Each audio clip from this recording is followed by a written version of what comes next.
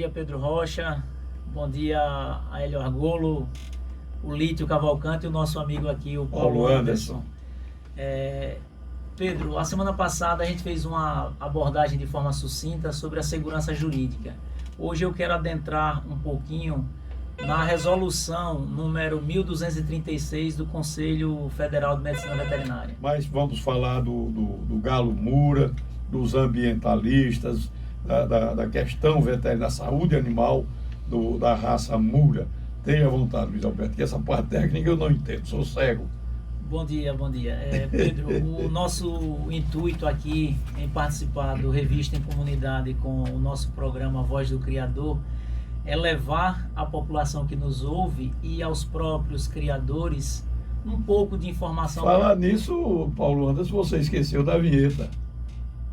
Esqueceu da vinheta da Voz do Criador, não foi? Nosso galinho, bota o galo para cantar. Bota o galo para cantar, oxê. Então veja, na semana passada nós abordamos o artigo 215 da Constituição, né, que diz que é papel do poder público assegurar, incentivar e proteger as manifestações culturais, onde no parágrafo 1º ele deixa bem claro que as manifestações culturais, sejam elas indígenas ou afro-brasileira, e da de outros grupos do processo, que faça parte do processo civilizatório, deve ser estimulado, protegido e divulgado. Existe no 215, como eu mencionei, uma segurança de que o meio ambiente deve ser protegido, né, pelo poder público e pela coletividade, para que as presentes e futuras gerações possam desfrutar do mesmo. No parágrafo 1º ele diz o quê? Que para assegurar a efetividade deste direito incumbe ao poder público. Aí eu lembrei o inciso 2º, proteger o patrimônio genético que essa ave representa. O inciso 7º, proteger a fauna e a flora vedados na forma da lei, as práticas que coloquem a extinção da espécie ou submetam as mesmas a maus tratos. Em algumas buscas em material que nos dê suporte para que o criador e a coletividade que nos ouve possa entender o quanto é complexo você preservar uma expressão cultural que hoje tem suas características no universo rural, em detrimento desse processo acelerado de urbanização. Hoje o que a gente observa é que toda e qualquer expressão cultural que tem um animal, um símbolo, está sendo perseguida. E para colaborar com esse meu pensamento, eu trago hoje aqui a resolução 1236 do Conselho Federal de Medicina Veterinária, de 26 de outubro de 2018. Na ausência de um delimitador do que vem a ser maus-trato, crueldade e abuso, o Conselho Federal de Medicina, enquanto autoridade no assunto animal, que é composta, né, de veterinários e zootecnistas, eles definiram. E qual é a minha preocupação enquanto alguém que representa uma categoria? E como eu digo sempre, a associação ela é a voz do criador. A gente percebe que nesse espaço de omissão, é uma verdadeira omissão por parte dos criadores, daqueles que dizem defender as tradições, não está em condições de vigilância o suficiente para observar essas armadilhas que ocorrem nos meandros do poder. Não é de agora, o Conselho Federal de Medicina lançou dia 26 de outubro, mas se a gente for parar para observar na história, o decreto-lei, tão conhecido como Juarez Távora, de 1934, que começava a criar empecilhos para a prática esportiva com animais, teve como principal mentor na elaboração do texto duas figuras que representavam a União Internacional de Proteção dos Animais no Brasil, que foi fundada em 1895, que foi o Afonso Vidal e o João Caiafa. Não sou eu que digo 1895, com sede em São Paulo. Isso vem muito antes. A primeira surge na Inglaterra em 1824. Um ano depois eles criam o Fundo Mundial de Proteção. E aí tem várias extensões, como o Greenpeace e tantos outros órgãos que protegem, né? ONGs no mundo inteiro, e no Brasil não é diferente. Então, essas pessoas, elas agem nos bastidores, são muito bem articuladas. A prova de que... Eu não sei de onde sai tanto dinheiro para essas ONGs. Boa pergunta. Queria eu ter a resposta. Eu não quero dinheiro, viu? O Greenpeace, por exemplo, tem até navio, aviões, a peste, imaginar. Eles têm no mundo todo. Recentemente um foi recolhido lá na Rússia, né? Em decorrência de pesquisas que eles estavam fazendo. indevidamente. E o Ponte foi lá e segurou por um certo tempo, criou uma certa polêmica. Mas vamos voltar à nossa pauta. O que é que a gente observa? Eu não estou tirando isso do meu imaginário. Se qualquer pessoa que queira se certificar do que eu estou mencionando no tocante à União Internacional de Proteção aos Animais, basta entrar no próprio site da União e lá entre os membros ilustres estarão essas duas personalidades, e o elogio que vem abaixo do nome do João Caiafa é esse, de que foi alguém que de fato criou o decreto Juarez Távora de 1934. Muito antes já tinha acontecido no governo de Arthur Bernardes, em 1924, a primeira tentativa de regulamentação das casas de espaços públicos. Então, esse pessoal age nos chamadas rinhas. Também, mas todo o espaço que houvesse eventos, ele estava buscando regulamentar. Certo. As questões das rinhas no Brasil, eu iria abordar na sexta-feira, porque assim, existiu e existe no Brasil relatos de que até 2004 não existia nenhuma proibição, apesar que alguns textos traziam na sua literalidade proibições, mas ocorria de forma natural, com convocação através de veículos de rádio, televisão, participação de galistas em programas como Globo Rural, com documentários. Então, assim, existia uma lei codificada, mas que não superava a lei natural, porque esses animais, eles de fato precisam se exercitar, e a belicosidade é uma característica que já nasce com eles. A partir do advento de 2004, com a prisão de Duda Mendonça, em outubro de 2004, aí sim, os ambientalistas, pessoas que se posicionavam contrário, pega essa onda e começa a de fato criar uma cruzada contra os avicultores esportivos. Mas, retornando à resolução do Conselho Federal de Medicina Veterinária, o que é que eles trazem como conceito de maus tratos, Pedro? Qualquer ato, direto ou indireto, comissivo ou omissivo, que intencionalmente ou por negligência, imperícia ou imprudência provoque dor ou sofrimento desnecessário aos animais. Esse é o conceito que o Conselho Federal de Medicina traz sobre maus tratos. Crueldade, qualquer ato intencional. Observe que a palavra intencional se repete nos dois. Comissivo é quando a gente deixa de fazer algo faz algo que estava proibido. E omissivo é deixar de fazer aquilo que está na lei. Então, Pedro, veja só, a avicultura esportiva, em momento algum, ela se coloca na condição de maus tratos. Na realidade, se a gente for ouvir as autoridades no assunto de saúde animal, que são os ecólogos e os biólogos, eles vão informar que é necessário a manutenção do estado natural do animal para a perpetuação de uma espécie. E dessa forma você mantém as características e as peculiaridades do animal o mais próximo possível dos seus ancestrais.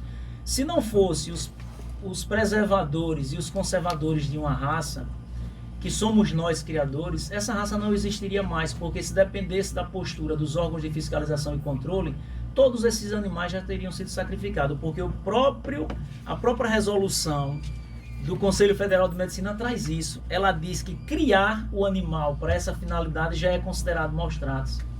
Aí o que é que a gente para Eu aí pergunto, nós temos pequenas aves que são brigonas por natureza, igual a raça mura, que é um animal que ele tem um instinto de briga. Né? Nós temos aqueles passarinhozinhos que brigam, não sei se é canário, é um deles. Canário. Briga que só um filho não égua sozinho, e lá no galho de árvore. Quem é que vai dizer que ele está errado? Não, mas o problema da avicultura esportiva é que ela, no passado, ela agregou personalidades importantes. Hoje, se tornou uma bandeira positiva para votos. Combater aqueles... Com certeza, combater as tradições em nosso país é uma bandeira que dá voto. Porque é o seguinte, se você for observar, tudo isso é feito com melindre para não machucar alguns grupos fortes.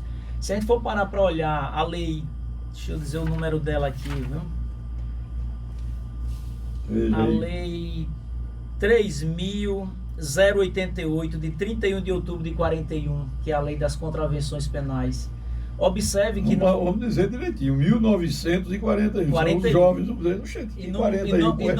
E não modificou, está em vigor. Então veja, o que é que ele traz no capítulo 7º das contravenções relativas à polícia de costume? O artigo 50, no tocante a jogos de azar, ele atenua para aqueles que praticavam corrida de cavalo dentro do hipódromo. Ou seja, fazer apostas naquele espaço não era considerado contravenção. Mas se eu ou você fizéssemos uma aposta fora do espaço, é considerado contravenção. A gente percebe de forma nítida que isso é uma medida protetiva. Porque naquela época, o pessoal que tinha a prática do hipismo eram pessoas que tinham uma reputação e uma condição ilibada. Até hoje, o hipismo é coisa cara, então, né? E uma condição financeira bem mais destacada. É muito fácil, como diz no ditado popular, bater em cachorro morto, né? Chutar cachorro morto, que é o galismo. Mas o que é que eu quero com isso? Despertar os criadores para a necessidade de organização. Nós conseguimos muito no estado de Sergipe, e estamos conseguindo no Brasil, em decorrência de um sinal de organização por parte dos criadores. A gente precisa entender que se nós não nos organizarmos, tudo isso aqui vai passar. Existe na própria resolução uma proteção para os granjeiros. Veja o que o Conselho Federal de Medicina Veterinária fala no inciso 10. Manter animais em números acima da capacidade de provimento de cuidados para assegurar boas condições de saúde e de bem-estar animal, exceto, prestem atenção, nas situações transitadas de transporte e comercialização. Quando os órgãos de fiscalização e controle vai no criatório de um avicultor esportivo, ele questiona as dimensões da gaiola, que de acordo com o Manual Moura, a resolução 1938 é de 80 por 80. Mas se você olhar os caminhões que transportam aves comerciais, a galinha de granja, em uma caixa daquela vai em média de 20 aves, e quando chega no destino, 2, 3% estão mortas. É só você observar que todas estão de bico aberto. Pronto, mas observe calor, que o Conselho Federal de Medicina Veterinária protege esse transporte. Por que protege? Porque, queira ou que não queira, os comerciantes de aves para consumo, né, a ave de granja, eles são fortes, são organizados, e hoje o Brasil é o maior exportador de frango de corte do mundo. Isso. Então, assim, são pessoas que têm um aporte financeiro, que têm uma influência política. E nós, criadores, precisamos compreender que o Mário Sérgio Cortella, quando informa que vaca não dá leite, é necessário que você ordenhe ela. A avicultura esportiva jamais será regulamentada se não partir de um processo de organização dos criadores. Se você esperar com o cuscuzinho no prato que a vaca lhe deu leite, você vai comer ele seco. Porque a vaca só dá leite se você ordenhar. Exatamente. Então é necessário conhecimento, prática, para que você desenvolva uma perícia. E dessa forma você comece a alcançar os resultados desejados. Eu falo sempre para os criadores, é necessário que tenhamos a maturidade de compreender o mínimo necessário sobre luta de classes, para que a gente comece a organizar um pensamento e demonstrar que o que existe contra a avicultura esportiva é um preconceito, onde os criadores são estigmatizados. Eu insisto, não somos pessoas de moral baixa, apenas estamos gritando para que uma parcela do universo político nos ouça e passe a regulamentar um esporte que foi reconhecido até 2004. É um esporte antigo. E que não fere em nada o nosso ordenamento jurídico, Pedro. Luiz, eu não quero lhe interromper, porque essa questão de lei você que entende. Agora pergunta, é fora do contexto do galismo, mas o que é que maltrata uma corrida de pega de boi? Não sei se você conhece, mas Delfino conhece. Já destacou em Porto da Folha. Sou interiorano, eu nasci no interior. Eu sou do Canhoba, meu pai correu muito atrás de boi. Eu convivi com essa realidade e fui estudar isso. Se tiver alguém que vai se machucar, não é o boi, é o vaqueiro. Porque se ele não correr colado no pescoço do cavalo, muito bem parlamentado, com luva muito de bem couro, treinado, gibão de couro, chapéu de couro, ele pode pegar um galho de árvore, pode até matá-lo. E o boi não. Então, Pedro, a nossa preocupação é essa, é levar informação aos criadores, porque é o seguinte, por que é que isso está acontecendo com maior frequência? Está existindo por parte da população urbana uma elevação da sensibilidade. Então, para essas pessoas do universo urbano, isso é uma prática bárbara. Só que eles não compreendem que o universo é plural. e o homem rural tem suas características, tem sua vida totalmente diferente. Essa questão da pega do boi no mato, quando você vai fazer um apanhado histórico, isso surgiu como uma forma de buscar um animal que se perdia do rebanho. E os grandes fazendeiros, procurando esse animal que se apartava da manada, percebeu que alguns vaqueiros tinham mais habilidades do que outro para pegar esse animal no mato. E isso foi se transformando, é o que a gente quer destacar. Na avicultura esportiva, isso não é uma tradição inventada. Ela nasce no processo de colonização, assim como essa questão da vaquejada, da pega do boi no mato. Ela nasce de uma necessidade de um povo, que se perpetua através das gerações. São costumes e valores de um povo que é transmitido através desse exercício. A partir do momento que essa elevação de sensibilidade passa a ser balizadora das razões, o ser humano passa a perceber o quê? Uma perca da sua identidade. Então você observe, eles ainda vão além, viu? O inciso 14 diz o seguinte: submeter ou obrigar animais a atividades excessivas que ameacem sua condição física e ou psicológica, para deles obter esforços ou comportamentos que não se observariam senão sob coerção.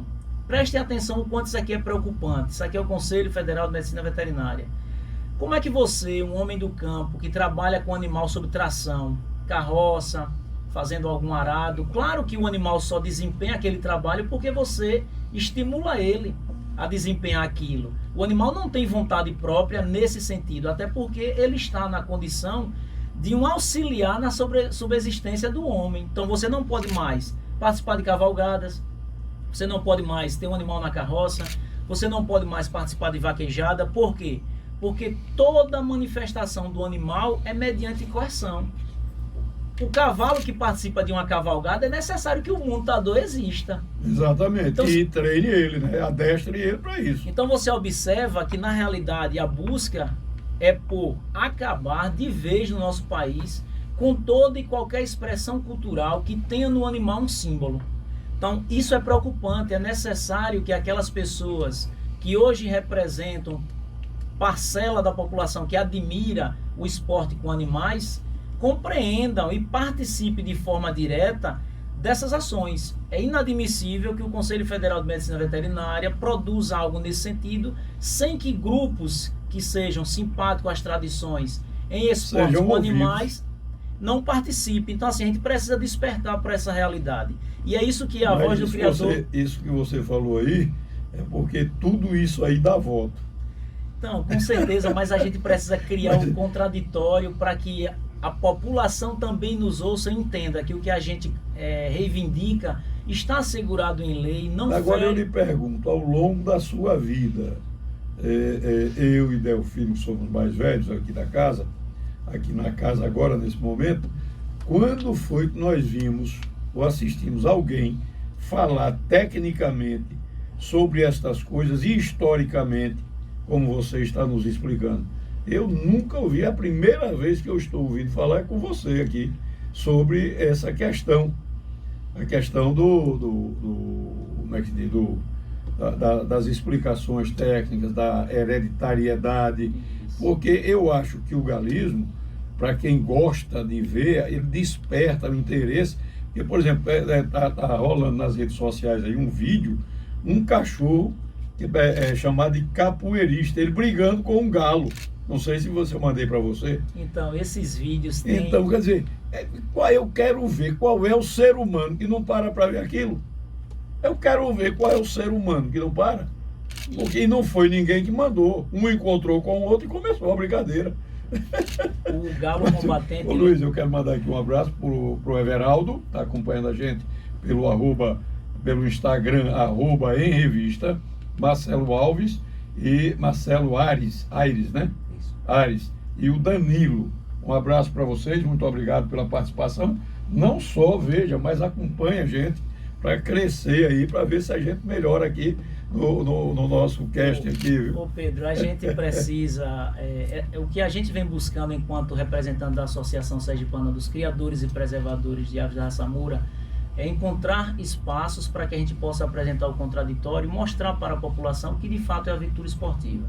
No início da fundação da associação, nós fomos à Universidade Federal de Sergipe, nos comunicamos com um doutor do Departamento de Sociologia, e em diálogo o mesmo tinha nos orientado que não poderia defender essa questão que nós direcionávamos para a avicultura esportiva, e no meio da conversa ele disse que estava orientando uma aluna da deputada Kitty Lima. Isso para você perceber como essas pessoas agem com inteligência, ou seja, estão dentro do universo acadêmico, buscando desenvolver profissionais que tenham uma técnica e um domínio sobre uma linha de pensamento que na maioria das vezes direciona para o lado idealista. Não são pessoas que querem de fato... Nós chamamos na imprensa de texto pronto. Não querem se aprofundar no debate. Por exemplo, quando o Conselho de Medicina Veterinária fala em questão de dor, a gente tem que entender o conceito e a dimensão dessa palavra. A mulher, quando ela dá o parto, ela sente dor, mas a medicina diz que é viável o parto natural, ainda com a existência da dor, em detrimento do cesáreo. Por quê? Porque aquela dor, ela cria um traço afetivo, um sentimento que vai muito além do que a gente compreende como dor. Daqui a pouco vão proibir as mulheres de parir para não sentir dor. O animal, quando desempenha algumas atividades, por exemplo, a ave combatente, ele não sente dor, muito pelo contrário, ele manifesta satisfação. Essa ave, quando não é exercitada, ela atinge um pico de estresse que ela se automutila. É a mesma... Com certeza, é a mesma. Depois eu vou falar sobre a criação e manejo desse animal para você entender o quanto ele é diferente. Nós vamos falar sexta-feira. Os cuidados que eles. E aí nós vamos ter mais tempo. Os cuidados que e eles precisam. Já chegou ali, já está sentado ali. Pronto, estamos saindo. Então deixa eu concluir. Veja só, o que a gente busca dos criadores é o seguinte: despertar para essa necessidade de compreender o seu esporte, de exigir e de ter coragem de se identificar. É necessário que o criador passe a se sentir membro. O comprometimento parte do momento em que você sai da zona de conforto. É necessário que a gente compreenda que a vaca não dá leite. É necessário ordenhar. Do contrário, você não molha o cuscuz. Com a avicultura esportiva não é diferente. A gente precisa se organizar, se comprometer e se identificar com aquilo que você pratica dentro do universo do conhecimento. Mostrei aqui que a Constituição assegura, lei estadual assegura, leis municipais já estão existindo, ratificando a federal. O que a gente precisa é de pessoas no universo político com coragem de enfrentar os ambientalistas dentro da lei, sem criar especulações, mas tendo um debate mais aprofundado. Os espaços de eventos da avicultura esportiva é um espaço de confraria. A antropologia, a sociologia fala sobre tudo isso. Existe um sentimento de afeto muito forte, existe um respeito entre as pessoas onde ninguém assina um cheque, o que vale é a palavra, que eu queria muito que esse valor voltasse em nosso país. Está difícil. Mas no universo da avicultura esportiva o que predomina é o respeito. E muitas relações que se desenvolvem ali são asseguradas. Tem uma decisão do ministro, para finalizar, Roberto Barroso, quando ele decidiu o voto sobre as questões homoafetivas, que ele disse que o Estado... Valeu, Roberto Barroso, só me lembro de Roberto Jefferson, ele disse que é o boca de viludo. Ele disse que o Estado jamais deve interferir aonde estão os nossos afetos, porque é o principal pilar da liberdade.